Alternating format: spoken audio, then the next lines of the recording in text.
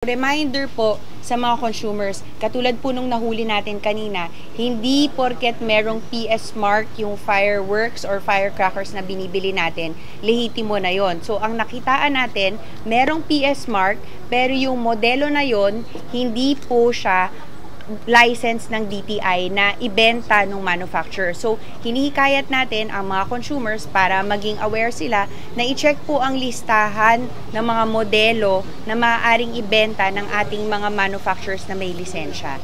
Anong po bang pangalip sa mga consumer kung sakali makabili sila ng ganyan na wala naman pala sa listahan?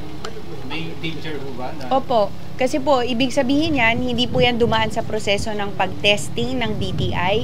Hindi po natin na-check kung safe siya na gamitin within a certain place, kung pwedeng indoor use or sa garden siya gagamitin or sa malaking open space. Hindi natin alam kung puputok siya within 5 seconds kasi may mga ganong standards na ina-apply. Ang DTI, nag-a-apply tayo ng tinatawag na Philippine National Standards when it comes to fireworks and firecrackers. Kung hindi sumusunod ang manufacturer dun sa tinaguriang Philippine National Standards, hindi siya mai-issuehan ng license. Ma'am, yung sa nakabili, pwede po ba nilang ibalik?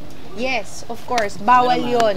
Kapag bumili ang ating consumer nung item na point of violation, parang null and void yung sale yan. So, pwede niyang ibalik yan at saka i-report pa sa amin dahil bibigyan ng penalty si seller at si manufacturer. Yung sinasabi nating category 4, fireworks, firecrackers, na yun yung talagang pag sumabog, parang explosive na talaga siya. Nire-regulate siya ng PNP tsaka DILG, yung Bureau of Fire Protection. Pero so far as dito wala naman. Dito sa pag-iikot po namin, lahat po categories 1, 2, 3 po. Doon lang po tayo nagka-problema sa modelo na binebenta nila.